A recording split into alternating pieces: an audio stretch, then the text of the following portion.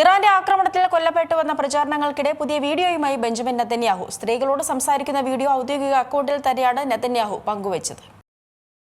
ഇറാന്റെ ആക്രമണത്തിൽ Benjamin Netanyahu കൊല്ലപ്പെട്ടെന്ന പ്രചാരണം സമൂഹമാധ്യമത്തിൽ പലതവണ പ്രത്യക്ഷപ്പെട്ടിരുന്നു. അതിന് മറുപടിയായി പങ്കുവച്ച വീഡിയോകൾ AI ഡീപ് ഫേക്ക് എന്നാണ് വാദമുയർന്നത്.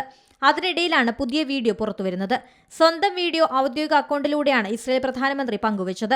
ആരോഗ്യത്തെക്കുറിച്ചുള്ള അഭ്യൂഹങ്ങൾക്കും പ്രചരിച്ച കോഫി ഷോപ്പ് വീഡിയോയും ഡീപ് ഫേക്ക് ആണെന്ന വാദങ്ങൾക്കുമിടയിലാണ് 90 സെക്കൻഡ് ദൈർഘ്യമുള്ള പുതിയ വീഡിയോ നെതന്യാഹു പങ്കുവച്ചത്.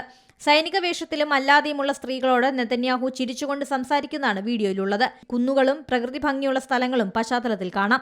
നിർദ്ദേശങ്ങൾ പാലിക്കൂ, ഒരുമിച്ച് വിജയിക്കാമെന്നാണ് വീഡിയോയിൽ അടിക്കുറിപ്പായി പറയുന്നത്. നെതന്യാഹുവിന്റെ 6 വിരലുകളുള്ള AI വീഡിയോ പ്രചരിച്ചതിനു പിന്നാലെ അദ്ദേഹം ജീവനോടെ ഇല്ലെന്ന തരത്തിലായിരുന്നു വാർത്തകൾ. ആ വാർത്തകൾ നിഷേധിച്ചുകൊണ്ടാണ് കോഫി ഷോപ്പിലെ മറ്റൊരു വീഡിയോ പുറത്തുവന്നത്. ജെറുസലേമിലെ ഒരു കഫേയിലിരുന്ന് നെതന്യാഹു കാപ്പി കുടിക്കുന്ന വീഡിയോ ടെലഗ്രാം അക്കൗണ്ടിലൂടെയായിരുന്നു പുറത്തുവിട്ടത്. മരിച്ചെന്ന വാർത്തകളെ പരിഹാസത്തിൽ മറുപടി നൽകുന്നതും വീഡിയോയിൽ കാണാം. വിരലുകൾ എണ്ണി നോക്കാൻ താല്പര്യമുണ്ടോ എന്ന് ചോദിച്ച് കൈകൾ ക്യാമറയ്ക്ക് മുന്നിൽ ഉയർത്തിക്കാട്ടുന്നതും കാണുന്നുണ്ട്.